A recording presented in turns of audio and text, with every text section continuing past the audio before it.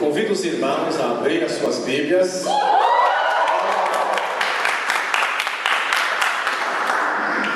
Aqui, pastor, é assim. Tem lugar que não se pode abrir a Bíblia. Como aqui a gente pode, a gente comemora. Comemora mesmo. O texto é 1 Timóteo, capítulo 3, versículo 16. Amém. Sem dúvida, grande é esse mistério da fé. Deus foi manifestado em carne, foi justificado no Espírito, contemplado pelos anjos, pregado entre as nações, crido no mundo e recebido acima na glória. 1 Timóteo 3,16. Pai nosso, nós louvamos o teu nome, Senhor, pelas tuas bênçãos, pelo teu amor, pela tua misericórdia e compaixão para conosco. Agora, Senhor, nós queremos louvar-te, queremos glorificar-te, queremos exaltar-te nesta noite, por tudo que tu és, por tudo que tu fazes, por tudo que tu realizas. E é pelos teus feitos que nós glorificamos-te nesta hora. Nós cremos na tua palavra e nós oramos em nome de Jesus Cristo de Nazaré. Amém. Os irmãos podem sentar. Essa noite eu pretendo, com esse versículo, conversar um pouco. Eu até brinquei que eu ia ensinar os irmãos a serem pastores. Eu sou pastor há muitos anos e nós temos aqui alguns seminaristas, alguns que estão fazendo a faculdade de teologia, e ser pastor não é uma coisa tão fácil, mas não é algo tão complicado assim. O importante é estar dentro da vontade de Deus. Não é apenas pregar, não é apenas falar.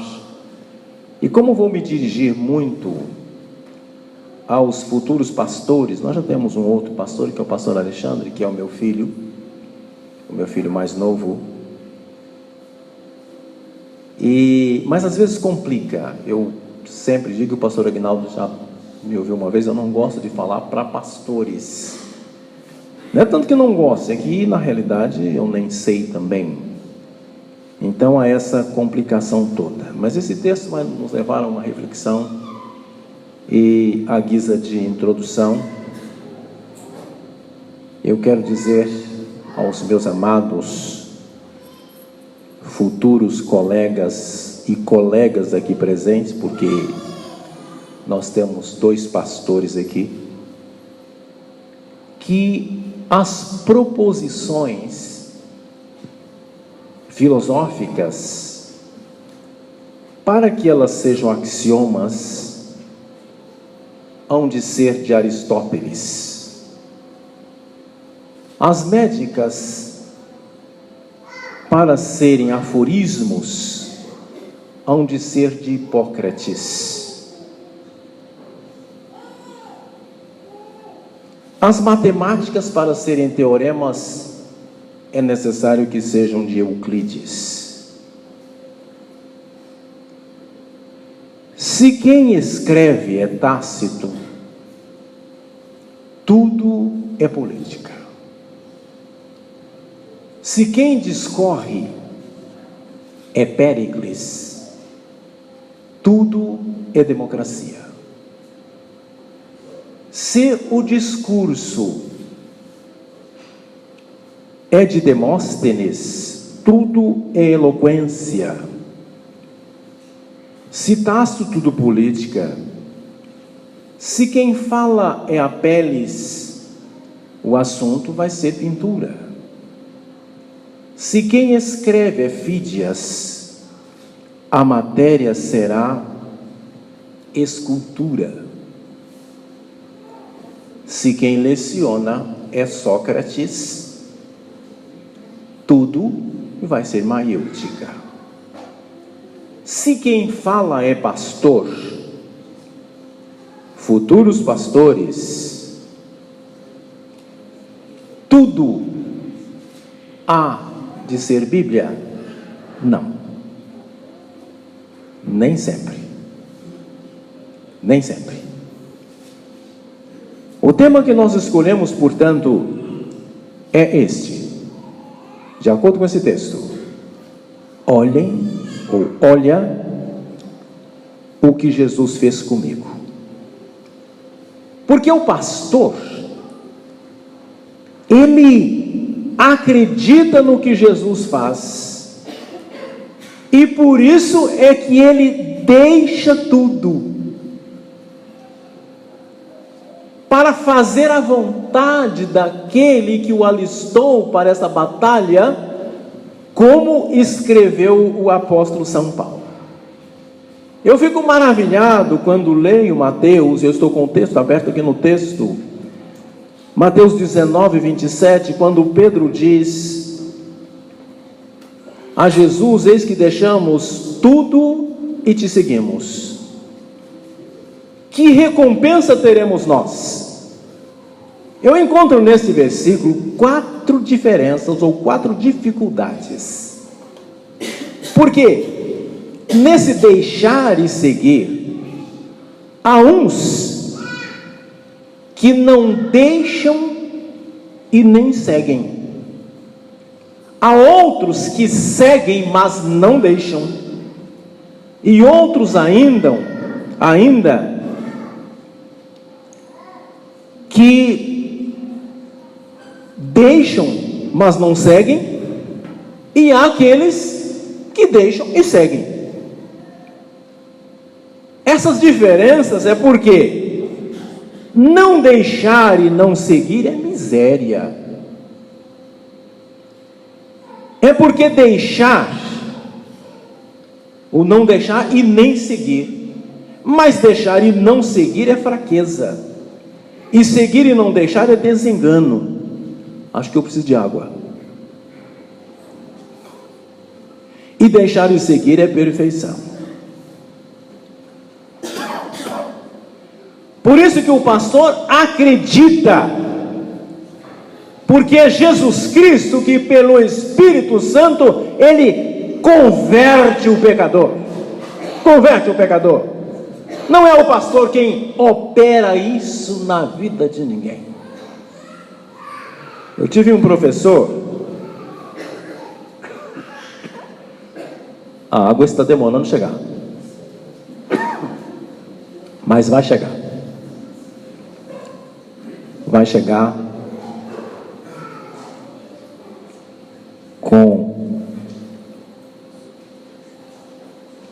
pelas mãos do mais novo louco que tem aqui.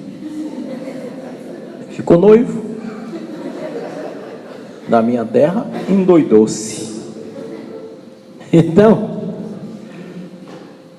é Jesus Cristo que pelo Espírito converte o pecador. Tive um professor com o nome de Frank Desmond Hitch. E o pastor Frank, ele pregou em todas aquelas cidades ali da região central de Minas Gerais, e organizou igreja em Caetanópolis, Paraupeba, Sete Lagoas, algumas igrejas ali, em Inhaúmas. E ele era muito conhecido pela sua maneira de ser, brincando com todo mundo, um homem muito culto, muito inteligente, mas eloquente até para dar recado, pior que Demóstenes. E nos finais de semana ele levava os alunos para visitar as igrejas. A gente não sabia pregar, não sei até hoje, mas naquele tempo era pior. E uma vez chegando um bêbado, saiu e falou: pastor Frank, foi o senhor que me converteu. E ele tinha uma presença do Espírito muito grande e disse: fui eu mesmo, porque se fosse o Espírito Santo de Deus, você não se encontrava nesse estado que você está. Então é o Espírito Santo quem convence o pecador por meio de Jesus Cristo para que ele se converta. O pastor, ele apenas fala, ele fala a todos, mas ele não ensina a todos. Ele não ensina por quê? Porque uns aprendem e outros não aprendem. Porque só aprende quando ouve e entende. Se ouve por fora, entende por dentro, e por dentro só entende quem tem luz por dentro. Ora, se a luz por dentro é muito se aprende. Se pouco se aprende. Se não tem luz nenhuma, não aprende nada.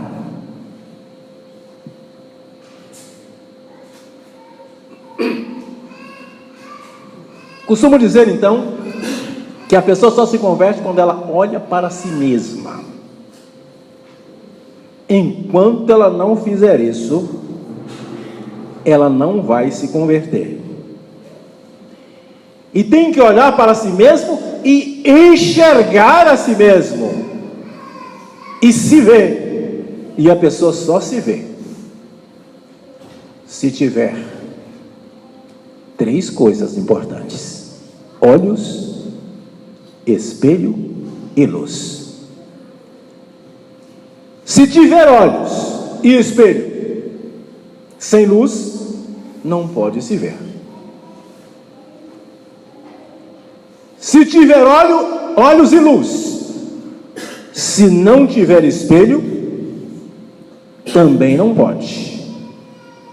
Sem espelho não é possível. E se tem espelho e olhos, sem luz, ou se tem os dois, mas é cega, não pode se ver. A salvação é exatamente isso. O pastor, ele concorre com o espelho que é o seu exemplo.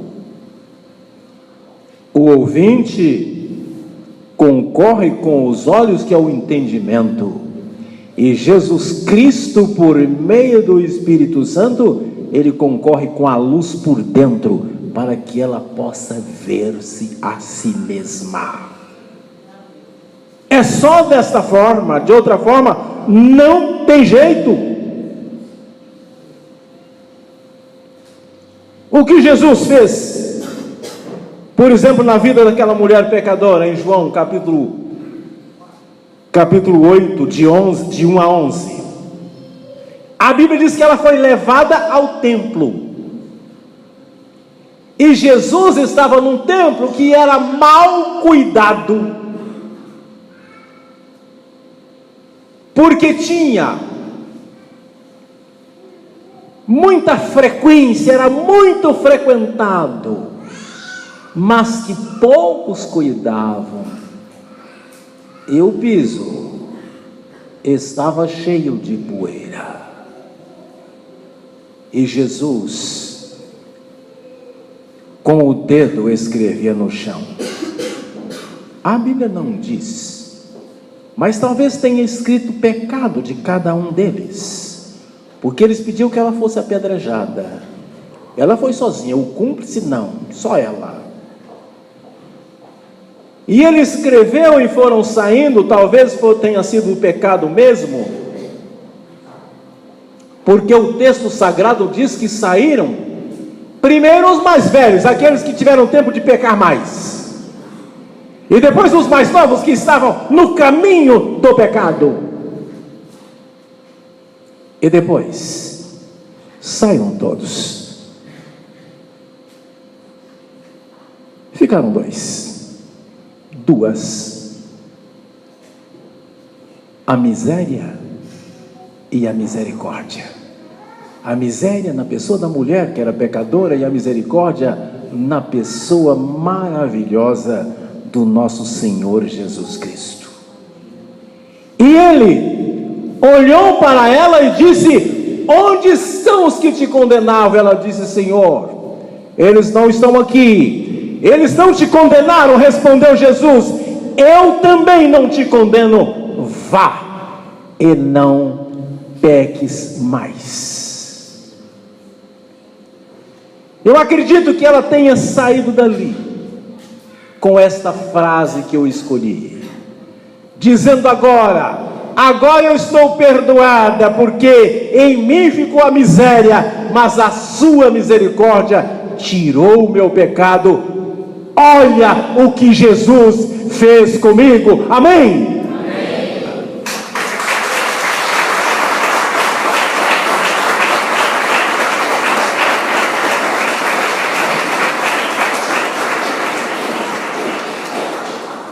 O Senhor Jesus Cristo, meus queridos seminaristas e meus queridos pastores, meus colegas que me deixam tão inibido de ter que falar aqui nesta noite. O Senhor Jesus Cristo, Ele faz maravilhas nas vidas dos seus servos, dos seus pastores também.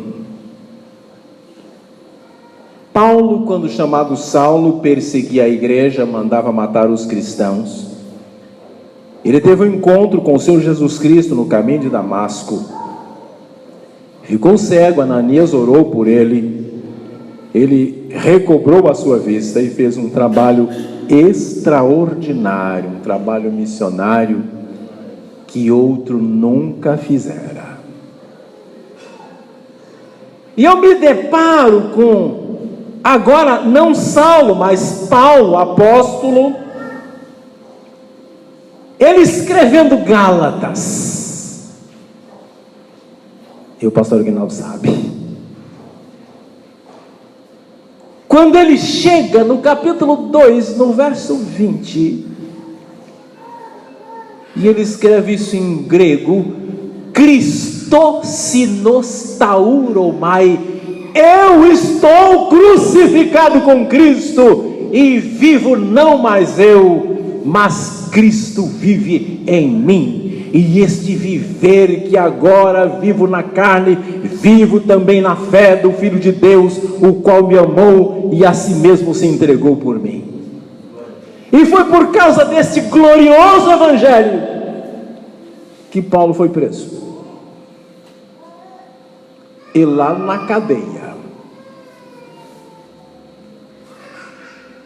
ele escreve para os cristãos de Filipos, numa carta intitulada aos Filipenses, e dentre as muitas maravilhas, ele diz: portanto, se há algum conforto em Cristo, se há alguma comunhão de amor, se alguns entranháveis afetos e misericórdia, completai a minha alegria, para que sintais o mesmo, tendo o mesmo ânimo, o mesmo amor, sentindo uma mesma coisa. Não atente cada um para o que é propriamente seu, mas também para o que é dos outros, de sorte que haja em vós o mesmo sentimento que houve também em Cristo Jesus, que, achado em forma de Deus, não teve por usurpação o ser igual a Deus, mas esvaziou-se a si mesmo, tomando a forma de servo, e achado em forma de servo, humilhou-se a si mesmo, sendo obediente até a morte, e morte de cruz. Pelo que Deus o exaltou soberanamente, e lhe deu um nome que está sobre todo nome, para que ao nome de Jesus se dobre todo o joelho dos que estão nos céus, na terra e embaixo da terra, e toda língua confesse que Jesus Cristo é o Senhor, para a glória de Deus Pai. Filipenses 2, de 1 a 11, é o que eu acabei de dizer aqui. Meus irmãos, Paulo estava dizendo o que ele disse nesse texto que nós lemos: que Jesus Cristo se manifestou em carne, foi justificado pelo Espírito Santo, foi contemplado pelos anjos, pregado entre as nações, crido no mundo e recebido acima na glória. Mas Paulo estava dizendo o quê? Paulo estava dizendo que o Senhor Jesus Cristo fortalece, mesmo lá na cadeia, o ministério do pastor. Fortalece a fim de torná-lo como uma árvore. O que é que contém uma árvore? A árvore, ela contém raízes, tronco, varas, ramos, folhas, flores e fruto. Isso é pastorado. Na amplitude desta árvore. Porque, meus queridos, se tudo fossem raízes, não seria pastorado, seria raizame. Se tudo fossem troncos, não seria pastorado, seria madeira. Se tudo fosse varas, não seria pastorado, seria um feixe. Se fossem tudo ramos, não seria pastorado, seria maravilhas. Se tudo fossem folhas, não seria pastorado, seria versas. Se tudo fosse flores, não seria pastorado, seria um ramalhete ou um buquê. Se tudo fosse fruto, não seria pastorado, seria alimento. Portanto, meus amados, o pastorado precisa ter a firmeza e estabilidade das raízes, a fortaleza do tronco, o estendido dos ramos, a vestimenta das folhas, o rigoroso das varas, mas a beleza das flores e o saboroso do fruto.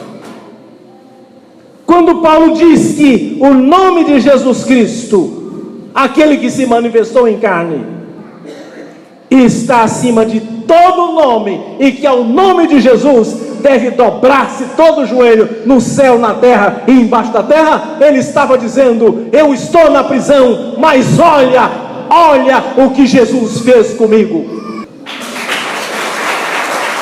Porque olha o que ele fez, olha o que ele fez comigo.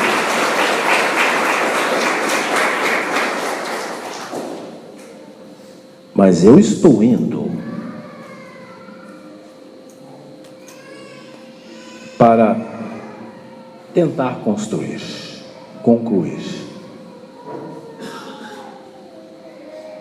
E como eu brinquei que iria ensinar vocês a serem pastores, algumas coisas que eu faço, não façam, exceto se o Espírito Santo mandar.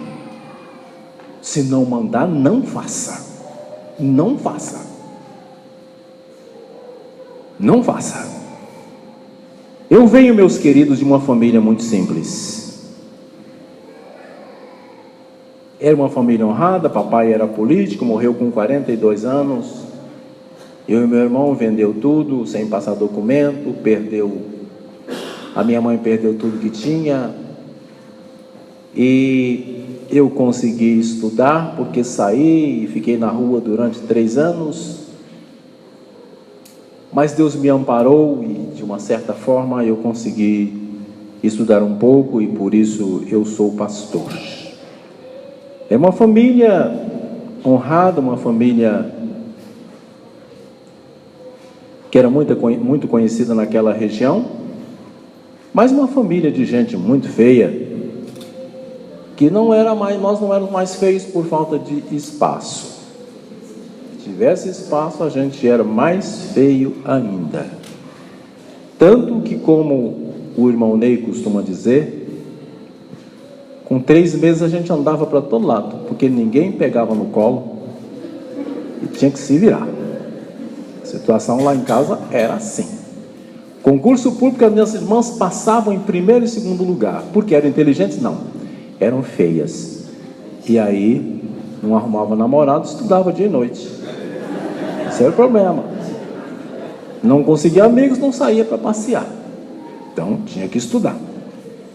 E eu me lembro muito bem de tia Maria. Tia Maria, ela foi morar num sítio.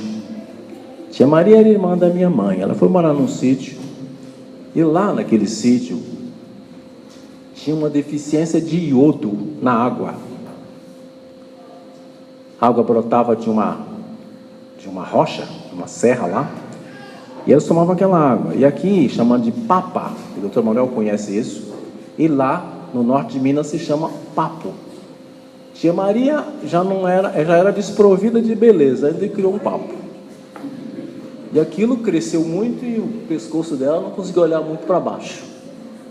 E ela andava geralmente descalço, tirava lá a sandália dela e andava descalço, e ela usava uma saia preta, uma saia rodada, muito, arrastando no chão. Já foi passando com aquela sala arrastando no chão. Quem não gostou da ideia foi uma cobra.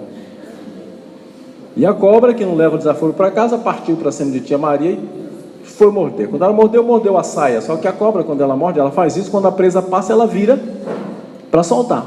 Só que quando ela virou, a saia virou junto. Agora façam uma ideia, pensem na situação. Tia Maria, que não era bonita, e ela virava para cá e a cobra ia rolando para cá. E ela virava para cá e a cobra rolando. E ela não podia olhar para baixo porque a papa ou o papo não deixava. E ela gritando e a molecada gritando: tia Maria, cuidado com a cobra, ela vai se machucar. Então a preocupação nossa era que a cobra ia se machucar, não era ela. Até que chegou um determinado momento, pastor, que a cobra conseguiu olhar para a tia Maria. Agora era a cobra que queria sair, queria correr de qualquer maneira. Quando viu a cara dela, falou: agora eu vou ter que sumir daqui. Mas aquilo foi uma luta, um negócio mais feio que briga de porco dia de chuva. E de maneira que com muita dificuldade a cobra conseguiu ir embora. A tia Maria não foi mordida por aquela cobra. E a cobra, não sei se tia Maria se livrou dela ou se ela se livrou de tia Maria. Meus irmãos, foi nesse contexto de beleza, meus queridos seminaristas e meus caros pastores aqui, nesse conceito de beleza eu nasci. Eu ia nascer numa sexta-feira, 13 de agosto, mas eu falei: aí também é desaforo, vou antecipar. E eu nasci na quinta-feira, dia 12 de agosto. Eu falei: não, porque se nascer na quinta-feira, naquele contexto de beleza, dia 13, sexta-feira, 13 de agosto, para lobisomem era um pulinho. E eu falei: nessa eu não entro, não. Me antecipei, nasci dia 12. Saí dessa situação. E fui chamado para o ministério do Senhor Jesus Cristo, o ministério pastoral. Aí foi onde eu disse para os irmãos, fiz os estudos com todas as dificuldades pelas quais eu passei. Mas sempre entendendo que tem que ser fiel ao meu Deus e tem que ter honestidade para com os homens. E isso um pastor tem que fazer. Às vezes, isso aqui não está funcionando.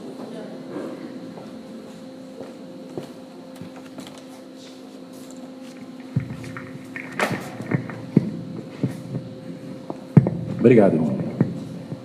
Às vezes, até pelo meu posicionamento, eu sofro algumas afrontas, perseguições, até.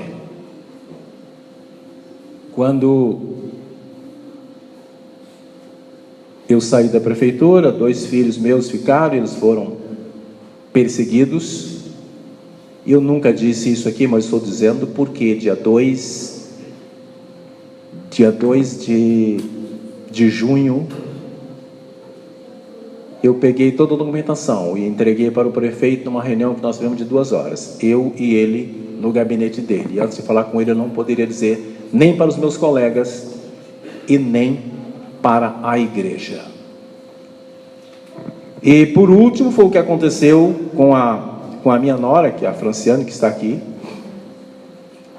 Ela faz poucos dias que ela foi exonerada do cargo que tinha lá na comunicação da Câmara Municipal. O presidente da Câmara, ele me chamou antes, já foi o ano passado, e me pediu apoio.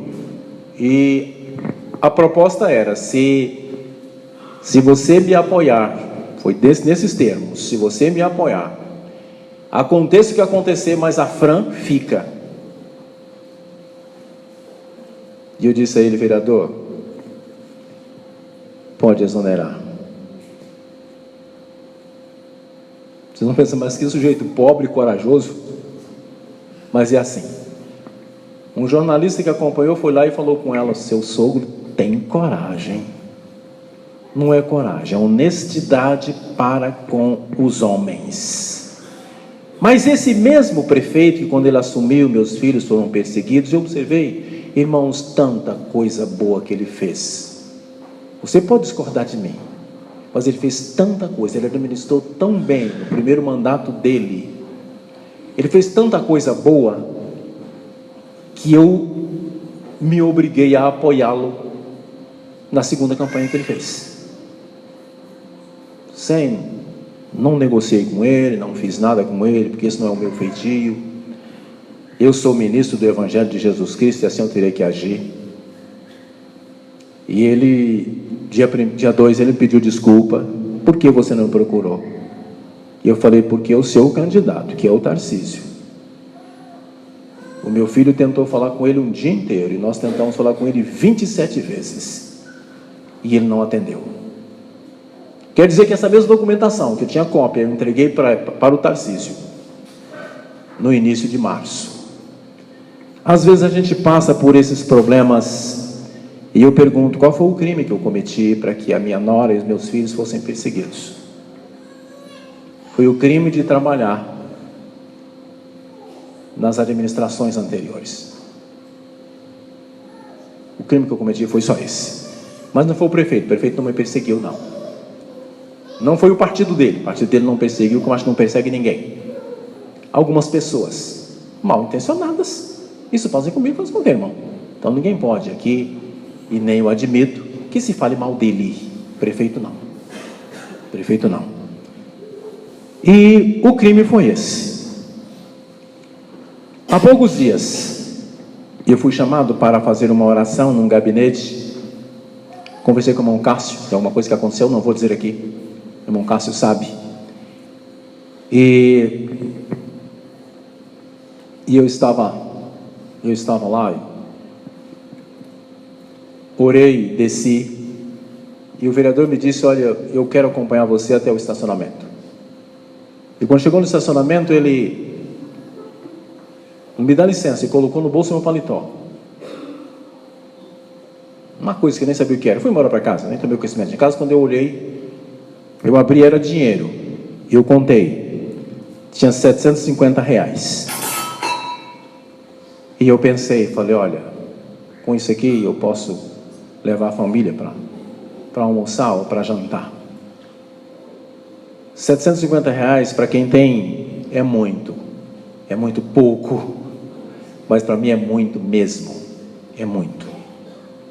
Para nós é muito dinheiro, R$750. E eu fui ao banco e depositei aqueles R$750.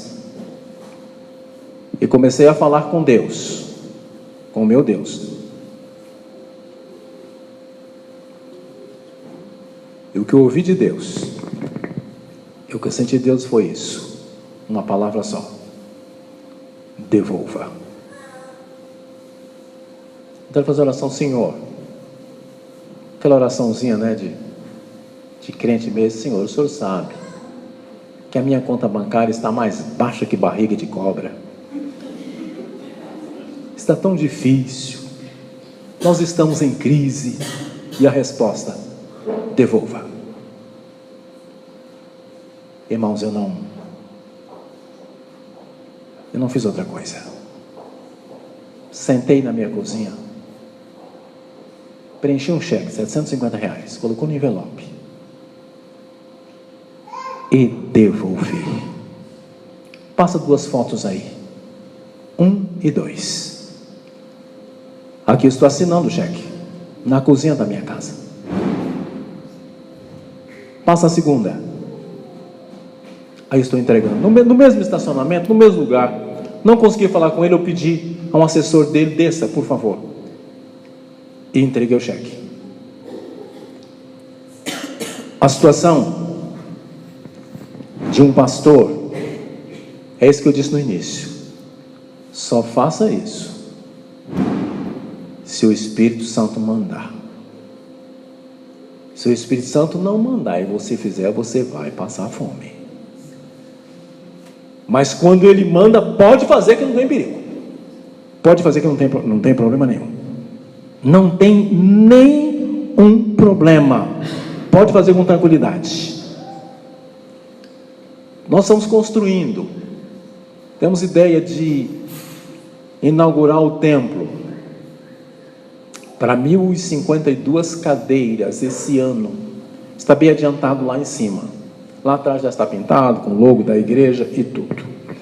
Mas temos necessidade de um elevador para portador de necessidades especiais. Eu ia falar que era deficiente, mas o doutor Manuel está aqui, ele vai repreender que o nome não é esse, entendeu? Então, o doutor Davons também, isso é crime, não pode nem falar, então eu vou falar que é portador de necessidades especiais. Mas na minha cabeça falando, é deficiente. Por fora é portador de necessidades especiais, mas por dentro de mim é deficiente. Tudo bem? Então estamos conversando. Falei, agora como que eu vou fazer? Tem que se economizar, nós não temos dinheiro para comprar esse elevador. Tudo bem, é um elevador pequeno só para o portador de necessidades especiais, a prefeitura aprovou uma planta com 1,40 m por 1,30 m, esse elevador pode ser um elevador de carga para um cadeirante e um acompanhante. Eu falei, agora tem que mexer em alguma coisa, alguma coisa tem que ser feita, alguma coisa precisa ser feita, e precisa economizar mais que a gente economiza. E onde vai mexer? Eu pensei, vamos mexer na ajuda de custo que o pastor tem. Eu comecei a orar sobre isso. Eu falo com meu filho, falo com minha esposa, falo com a diretoria, para tirar essa ajuda de custo e aí vai economizando até conseguir comprar esse elevador. A voz que eu ouvia, vou falar com meu filho, a voz que eu ouvia: você vai se lascar. Mas mesmo assim eu fui com aquela voz no meu ouvido e falei com meu filho. Falei, porque irmãos, isso não é de Deus não. Eu falei, isso não é de Deus não. Eu vou falar com ele. Eles estavam dirigindo e falei, olha, eu estou pensando em falar isso com a diretoria. Ele falou, pai, se Deus está direcionando assim, faça assim. A voz veio, você se lascou. Eu falei, mas eu falo com a esposa, ela vai segurar a bucha. A voz veio de novo, você vai se lascar. Eu fui. Falei para ela, Vera, é o seguinte, a coisa se passa assim, precisamos de elevador, a situação é difícil, tem que fazer economia, a gente não tem dinheiro, a situação é complicada, fui chamado para o ministério, estou nas mãos de Deus e tal, o que você acha? Se você orou e o Espírito Santo orientou, faça isso. A voz veio, se lascou de novo. Porque você espera que a coisa venha diferente, de qualquer maneira. Aí eu fui para a diretoria. Já tinha conversado com todo mundo. Vamos falar com a diretoria. E fui para a diretoria, expus a situação para a diretoria. Sabe o que eu ouvi?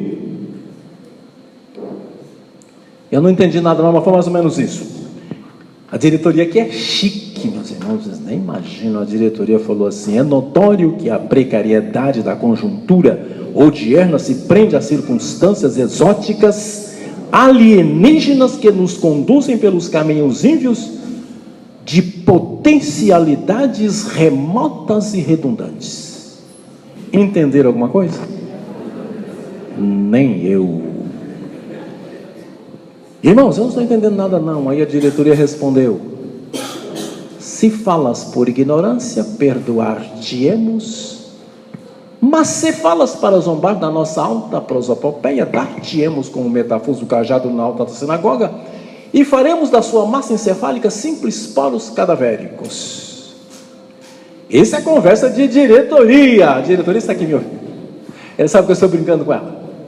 Mas, meus irmãos, algum êxito nós conseguimos, porque alguma coisa vai ser feito. Não nesse sentido. E aí você vai pensar, escuta uma coisa. Se você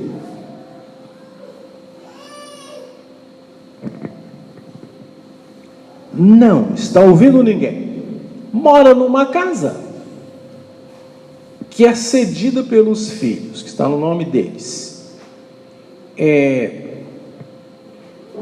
carro, que o seu filho dirige, que nem está no seu nome. Então você fez um voto de pobreza?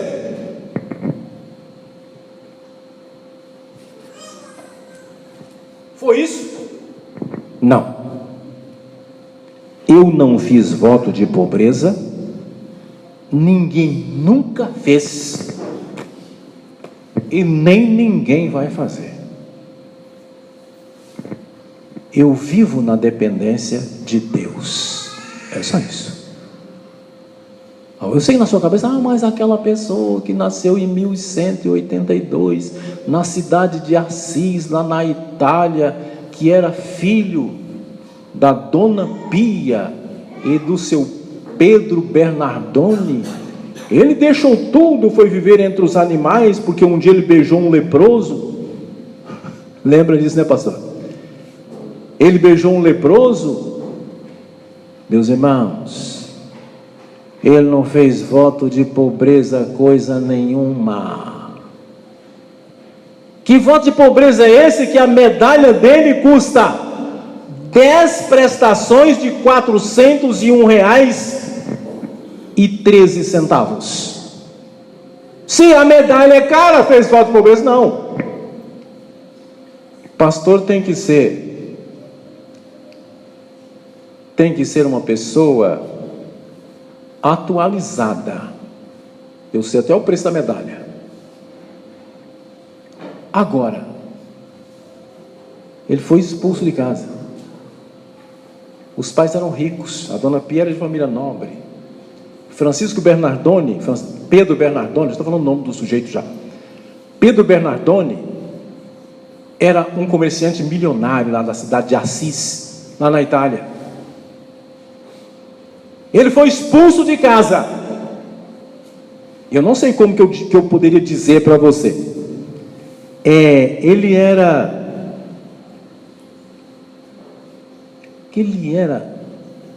da classe dos ungulados cérvicos. Eu estou percebendo que os adolescentes não estão me entendendo. Não estão entendendo. Então vamos lá, adolescentes, olha, então eu vou dizer que aquele rapaz com 20 anos, quando ele saiu de casa, ele foi expulso de casa porque eu não sei se a sua professora, o professor de português, explicou para você o que era antigo pano listrado. Também não. A palavra suaçupuçu, já ouviu falar, adolescentes? Não. Suaçupiranga, sabe o que é? E um pastor não pode trazer ao púlpito algo e deixar o povo. O pastor Aguinaldo, que está aqui, sabe disso, o pastor Alexandre também sabe. Não pode trazer alguma coisa que a pessoa não sabe. O adolescente, ele tem que sair sabendo. Cauã, vem aqui, eu quero falar para você e você falar para eles o que é. Cadê o Cauã? Vem aqui, por favor, eu quero só contar para você. Eu vou falar só para você. Que aquele rapaz que falam por aí, que ele foi viver com os pobres. E eu falei todas essas palavras aqui. Eu vou falar só com você, falar no seu ouvido, porque os adultos sabem o que eu disse. Mas os adolescentes, você não sabe o que é isso não, né? Nem Suaçupuçu, Suaçupiranga, antigo pano listrado. Não. O padre Aníbal Pereira Reis falou que ele foi expulso de casa só para nós, porque nós temos autoridade. O doutor Davão está aqui, ele é o presidente da OAB. O doutor Manuel está aqui, ele é a autoridade. O pastor Aguinaldo está aqui. Ele foi expulso de casa porque ele era viado, mas só nós que sabemos, sabe? Era por isso, mas ninguém pode saber. Não conte para ninguém, tá bom? Só para os adolescentes. Pode ir. Então, vocês nunca viram um pastor tão desfocado assim. Quem escreveu isso foi o padre Aníbal Pereira Reis. Leia, pastores! Leiam! Que voto de pobreza? Quem que é tonto para fazer voto de pobreza? Se a medalha de Francisco de Assis custa 10 parcelas de R$401,13, nunca teve isso. Então, meus irmãos, eu não fiz voto de pobreza, mas eu sou ministro do Senhor Jesus Cristo, graças a Deus sou.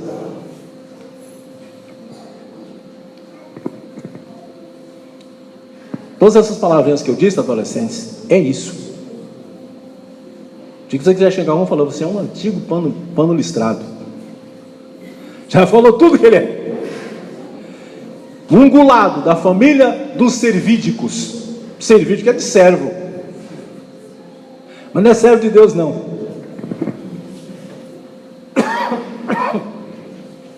Então, o que mais que eu faço? O que mais que o pastor faz? Mas faça. Só se Deus orientar você. Vamos ver algumas fotos aqui, onde nós economizamos. Porque se eu faço alguma coisa aqui, aí será a porta do elevador. Só que tem uma... Pode passar, vamos a outra. Eu estou só olhando, né? Olha a outra.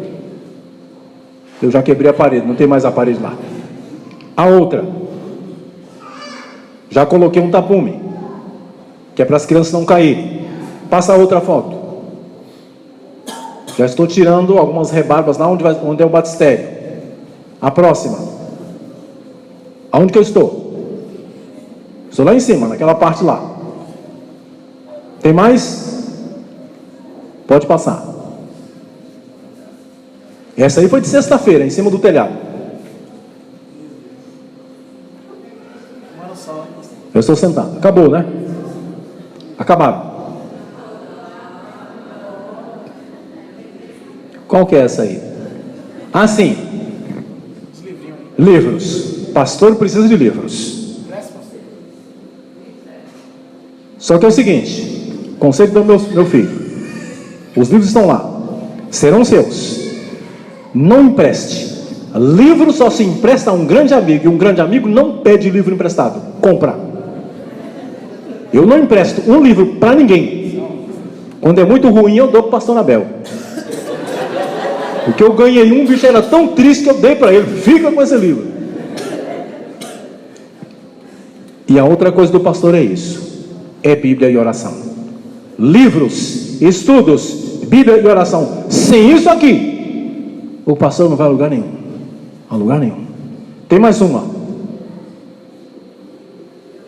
Dá para pôr aqui? Dá para ler aqui? O que está escrito aí? Quem pode ler? Não dá para ler? Está muito pequeno. É exatamente o versículo. O versículo diz o quê?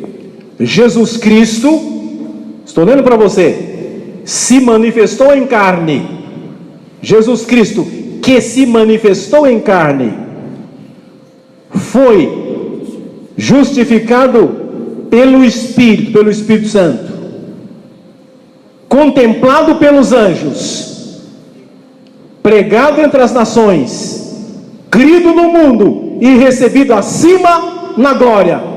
É testemunha de que em meu ministério pastoral, eu estou lendo, em que meu ministério pastoral, eu nunca desviei um tostão. E essa moeda que está em cima é um tostão, 100 réis, que está em cima. E nem hei de desviar um centavo sequer da noiva de Jesus Cristo, a igreja que o Espírito Santo me confiou a apacentar. Vira aqueles diplomas na parede do gabinete. Eu tenho mais alegria desse, porque eu nunca desviei um tostão e não vou desviar um centavo da noiva de Jesus Cristo, a igreja que o Espírito Santo me deu a apacentar. Mas a gente não passa só esses problemas no ministério não, meus queridos. Estou terminando agora. Não só esses problemas de perseguição, que não foi do prefeito, que não foi do partido, não foi nada disso. Pelo contrário, o partido já me ajudou. Mas a gente tem outros problemas. Uma vez cheguei no Dr. Sérgio e disse: Dr. Sérgio, eu tenho andado por lugares difíceis, tenho falado da palavra de Deus, eu sou pastor, Deus me chamou para isso. E eu quero fazer um exame, eu não sabia o nome do exame. Ele falou: mas que exame que é? Dr. Sérgio, cardiologista. Eu disse: doutor, eu preciso de um exame que constate alguma coisa, porque onde eu trabalhei, Eu acredito que eu tenha sido picado pelo bicho barbeiro. O doutor Manuel sabe o que é isso. Ele olhou para mim, olha, não tem nada, porque eu já examinei, seu coração está bem e tal. E depois ele trouxe esse resultado. Ele falou, seu exame chama reação de Machado Guerreiro. Sabe que reação de Machado Guerreiro? Positivo, ou seja, com mal de Chagas. O médico me disse, olha, nós estamos numa situação, depois começou a criar problemas, e aquilo começou a atrapalhar a minha vida, e eu comecei a passar mal, e o médico disse, olha, você vai durar mais ou menos uns 3 meses. E eu cumprimentei aquele médico, segurei forte na mão dele, e falei, parabéns. Não, por quê? Eu falei, porque eu não dou 1 minuto pela minha vida, o Senhor está me dando 90 dias. 90 dias tem que ter muita coragem, o Senhor é muito corajoso. A gente continuou orando, e a igreja orando, e o doutor Manuel sabe que isso não tem cura. E um dia eu precisei fazer um outro exame, e eu fui no laboratório Fleury, e foi feito um exame chamado de xenodiagnóstico para a doença de Chagas. É o exame mais profundo, é quando põe aqueles bichinhos. Eu cheguei lá, coloquei meus braços numa poltrona e colocaram um copinho aqui, outro aqui, um outro aqui, outro aqui, e eu fiquei lá. E eles ficaram chupando meu sangue por 45 minutos. Cada caixinha daquela tinha 40 bichinhos daquele. Aquilo já começou a coçar, e quando tirou, e eles ficaram durante 30 dias examinando aquilo. E o resultado veio. Xenodiagnóstico para a doença de Chagas. Conclusão: xenodiagnóstico negativo.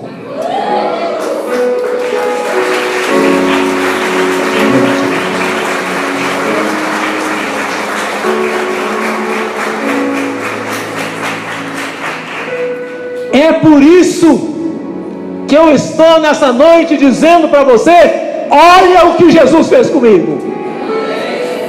Olha o que Jesus fez comigo. É isso que eu quero que você olhe.